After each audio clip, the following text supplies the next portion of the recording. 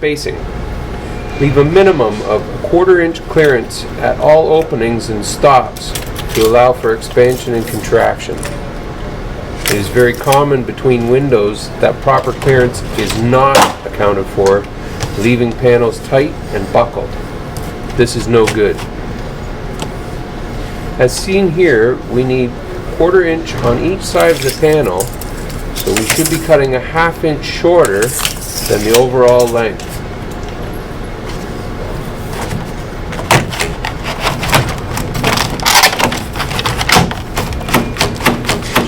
The panel should be able to move side to side freely.